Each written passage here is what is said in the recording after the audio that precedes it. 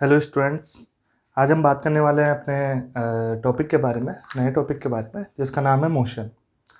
तो जैसा कि आपने लास्ट क्लास में पढ़ ही लिया था मेज़रमेंट के बारे में, वहाँ पे अपन ने बात की थी मेज़रमेंट के रिलेटेड जो भी सारी बातें थी कि मेज़रमेंट कैसे किया जाता है, यूनिट्स क्या होती है, उसके बारे में हमने सब कुछ जान लिया था। आज हम बात करेंगे मोशन के बारे में, जो कि आपका नेक्स्ट टॉपिक है और इस चैप्टर का लास्ट टॉपिक है मोशन। तो मोशन में देखते हैं।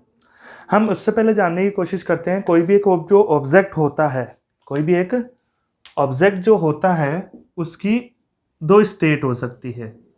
To states are possible. उसकी दो स्टेट पॉसिबल हो सकती है। अब वो दो स्टेट कौन कौन सी होती है? एक तो होती है आपके रेस्ट की स्टेट और एक होती है आपके मोशन की स्टेट। सॉरी, और एक होती है आपके मोशन की स्टेट। एक तो आपके रेस्ट की स्टेट हो जाएगी और एक क्या हो जाएगी? आपके मोशन की स्टेट हो जाएगी। तो इसको डिफाइन करने से पहले कि दो स्टेट जो होती है, एक तो रेस्ट होती है और एक आपके मोशन जो होती है, उसको कैसे डिफाइन किया जाता है, तो उसकी डेफिनेशन देखिएगा।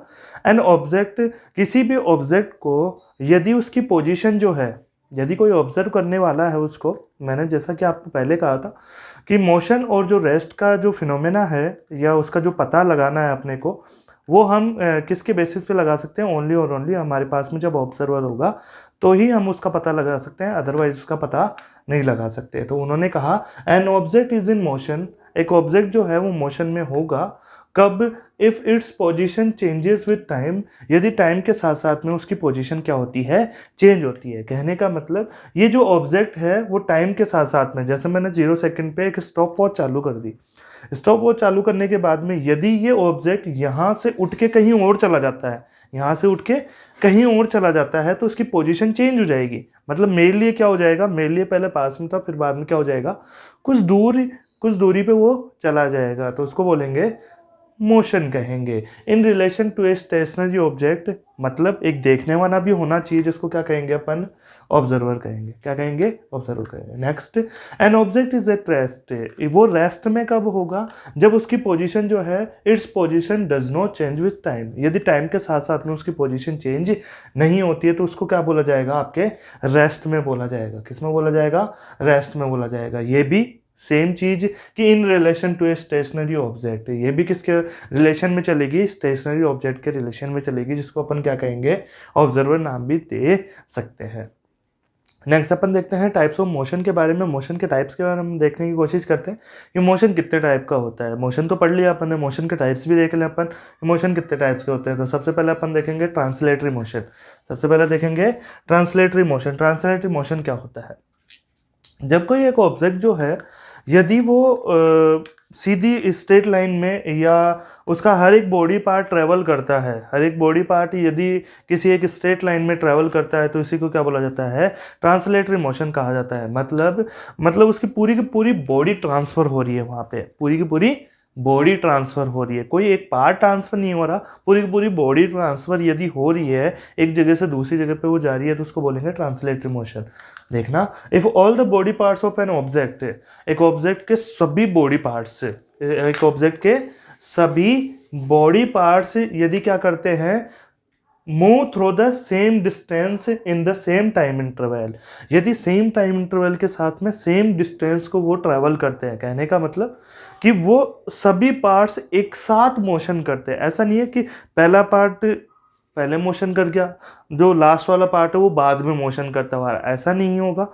एक साथ में जब फर्स्ट पार्ट चलना स्टार्ट किया, फर्स्ट पार्ट ने मोशन करना स्टार्ट किया, तो लास्ट पार्ट ने भी मोशन करना स्टार्ट हो गया। जस्ट लाइक अपन देखें, ट्रेन देखें, तो ट्रेन ऐसा तो है नहीं कि उसका फर्स्ट इंजन वाला जो पार्ट चलेगा उसके बाद में लास्ट वाला पार्ट नहीं चलेगा, क्योंकि वो सारी कनेक्टेड है। जब इंजन चलेगा, कुछ भी डिस्टेंस यदि इंजन चलेगा, तो लास्ट वाला जो पार्ट है, जो उसका एंड वाला पार्ट है, वो भी उतनी डिस्टेंस चलेगा। ऐसा नहीं है कि इंजन तो आगे चला जाएगा, फिर बाद में पीछे वाला पोर्शन उसके पीछे पीछे आ रहा है, ऐसा कुछ नहीं होगा।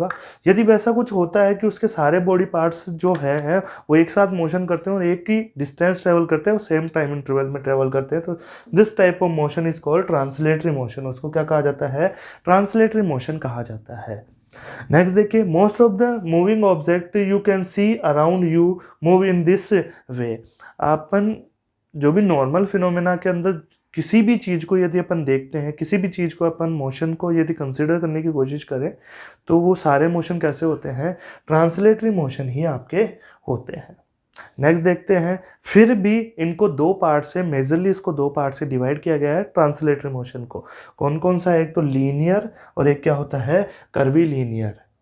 लीनियर या इसको कहते हैं अपन रेक्टिलीनियर भी कहा जाता है, लीनियर या रेक्टिलीनियर मोशन, और सर्कुलर या कर्वीलीनियर मोशन। जैसा कि आपको लीनियर से समझ में आ रहा है कि एक लाइन में जो भी मोशन होगा उसको क्या बोलेंगे अपन, लीनियर मोशन कहा जाएगा। जस्ट लाइक अपन देखें, when an object moves in a straight line it is said to be in linear या rectilinear motion.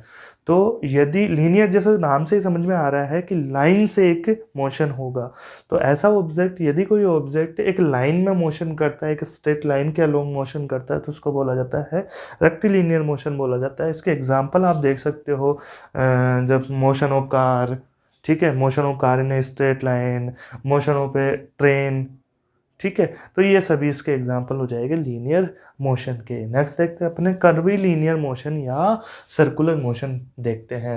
When an object moves along a circular path, यदि कोई ऑब्जेक्ट जो है वो सर्कुलर पाथ के अलोंग मोशन करता है, कहने का मतलब कि कोई एक सर्कल यदि अपन बना दें, अब इसको कहा जाए, उसको रेस्ट्रिक्ट कर दिया हमने कि आपको इस ऑब्जेक्ट को जो है वो मूव करना है तो इसके अलोंग ही मूव करना है, अदरवाइज मूव नहीं करना। तो ये एक सर्कल हो गया। किसी सर्कल पे यदि कोई ऑब्जेक्ट मोशन करेगा, क्योंकि नाम से ही समझ में आ रहा है सर्कुलर, तो एक सर्कल पे यदि वो मोशन करेगा तो उसको बोला जाएगा सर्कुलर मोशन कहा जाएगा। देखना, मूव्स अलोंग ए कर्व्ड पाथ, यदि उसको कर्वीलीनियर भी कहा जाता है और सर्कुलर भी कहा जाता है। या तो सर्कल पे मोशन हो जाए, पूरा का पूरा एक सर्कल बन जाए, या कोई कर्व पाथ हो जाए। मतलब कर्व पाथ मतलब जस्ट लाइक दैट, यदि ऐसा कर्व पाथ में वो यदि मोशन करता है तो उसको क्या बोला जाएगा, कर्वीलीनियर मोशन कहा जाएगा। जैसा एग्जांपल है, car moving on A curved road, किसी कर्व्ड रोड के ऊपर एक कार का मूव करना, ठीक है।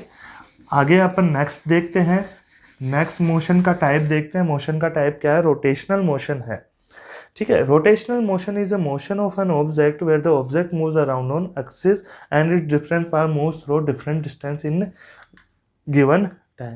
कहने का मतलब, हमने जैसे ट्रांसलेटरी मोशन में बात की थी, तो ऑब्जेक्ट क्या था, पूरा का पूरा मोशन कर रहा था और सेम टाइम में सेम डिस्टेंस ट्रेवल कर रहा था, जबकि ऐसा नहीं होता यहाँ पे।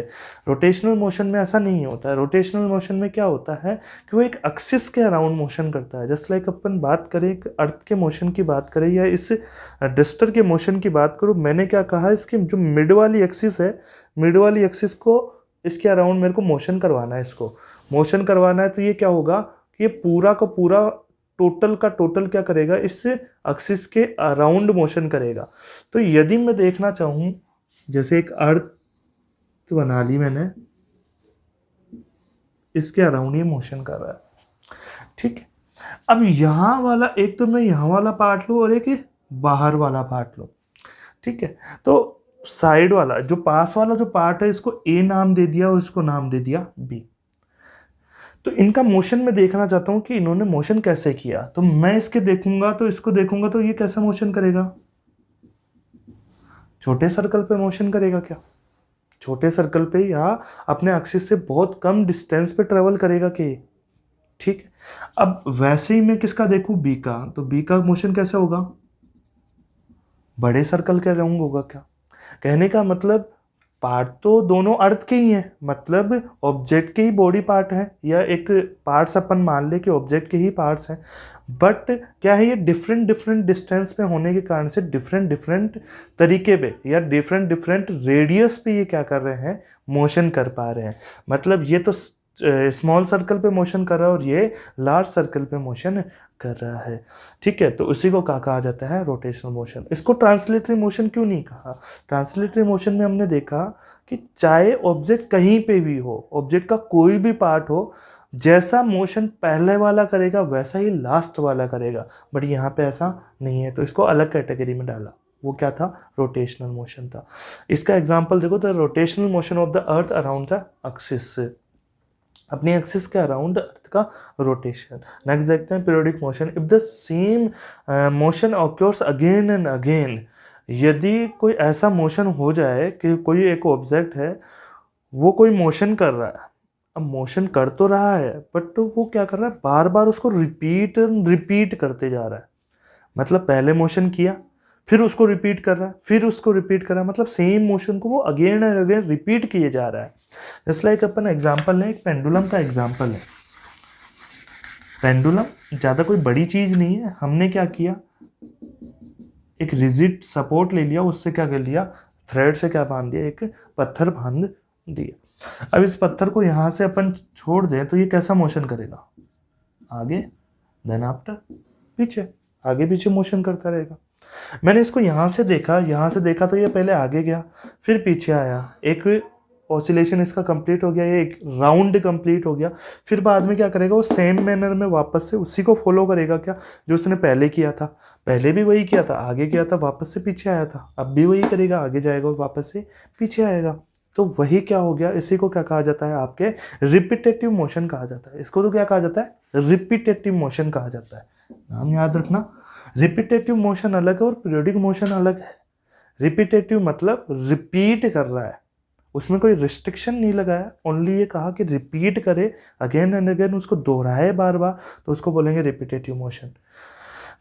बट यदि रिपीटेटिव मोशन में एक कंडीशन और ऐड करते हैं, वो क्या कंडीशन ऐड करते हैं, repetitive motion that repeats itself at regular time intervals. कहने का मतलब यदि वो रिपीटेंस जो था, उसका मोशन जो रिपीट जो कर रहा था, उसके मोशन का रिपीटेंस का जो टाइम है वो फिक्स हो जाए। ऐसा है कि 1 सेकंड में जाना और 1 सेकंड में ही आना, फिर तीसरे सेकंड में वापस जाना, फिर चौथे सेकंड में वापस आना, फिर 5वें सेकंड में जाना, छठे सेकंड में आना। कहने का मतलब हमने फिक्स कर दिया कि 1 सेकंड तो जाने में और 1 सेकंड ही आने में। ऐसा यदि मोशन यदि मैं फिक्स कर दूं, ऐसी कंडीशन उसके ऊपर अप्लाई कर दूं या ऐसा रेस्ट्रिक्शन उस पर अप्लाई कर दूं, तो उसी को क्या कहा जाएगा, आपके पीरियोडिक मोशन कहा जाएगा। Example, the motion of the earth around the sun is periodic motion. Earth के सन के अराउंड जो है अर्थ का मोशन, सन के अराउंड अर्थ का मोशन, जैसे ये सन हो गया, उसके अराउंड क्या हो गया, ये अर्थ का मोशन हो गया, ये आपके सन हो गया। इसका मोशन कैसा होगा, ऐसा, और एक ही को रिपीट कर रहा है बार बार से और सेम टाइम इंटरवल में रिपीट कर रहा है। कहने का मतलब 365 डेज में क्या कर लेता है, वो एक रोटेशन कंप्लीट कर लेता है, ठीक है। एंड 1/4 भी आता है उसके अंदर, 1/4 के अपन बाद में कर लेंगे, बट अभी अपन देखते हैं कि 365 डेज के अंदर वो क्या कर लेता है, अपना एक राउंड सन के अराउंड क्या कर लेता है, कंप्लीट कर लेता है, वापस से वही रिपीटेंस करता है। तो इसी को क्या कहा जाता है, पीरियोडिक मोशन कहा जाता है। अब नेक्स्ट अपन देखते हैं नॉन पीरियोडिक मोशन कि नॉन पीरियोडिक मोशन क्या होता है। जो पीरियोडिक मोशन नहीं होगा वो क्या होगा, नॉन पीरियोडिक मोशन होगा। कहने का मतलब जिसके अंदर टाइम पीरियड फिक्स नहीं होगा, जिसके अंदर टाइम पीरियड फिक्स नहीं होगा, ऐसा रिपीटेटिव मोशन जिसमें कोई टाइम पीरियड का कोई रेस्ट्रिक्शन नहीं होता, उसी को क्या कहा जाता है, नॉन पीरियोडिक मोशन कहा जाता है। लास्ट आपके बच जाता है ऑसिलेटरी मोशन या वाइब्रेटरी मोशन। ऑसिलेटरी मोशन या वाइब्रेटरी मोशन, ऑसिलेटरी मोशन अपन समझते हैं उसी को, वो पीरियोडिक मोशन जैसा ही होता है। आगे अपन देखते हैं वाइब्रेटरी मोशन, वही सेम चीज की किसी एक ऑब्जेक्ट का आगे पीछे मोशन, मतलब यहाँ से स्टार्ट किया उसने, आगे गया, फिर पीछे आया, फिर आगे गया, पीछे आया, ये क्या हो जाता है आपका वाइब्रेटरी मोशन। जैसा कि अपन ने किस में देखा था, पेंडुलम में देखा था, आगे जा रहा था देन आफ्टर पीछे, ये देख लो, तो पहले पीछे फिर आगे, ऐसे मोशन जो है उसको क्या बोलेंगे अपन, ऑसिलेटरी मोशन भी बोल सकते हैं और या वाइब्रेटरी मोशन भी कह सकते हैं। वाइब्रेशन किस में देखने को मिलता है, अपने वायर में ज़्यादा देखने को मिलता है, अपने जो वायर होते हैं उसमें वाइब्रेटरी मोशन ज़्यादा देखने को मिलता है।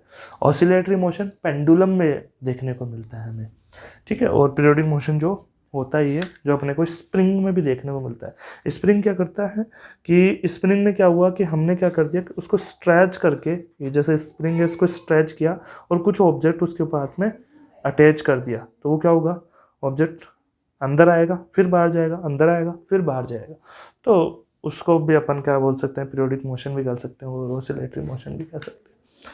तो ये आपका हुआ मोशन से रिलेटेड सब कंप्लीट चैप्टर।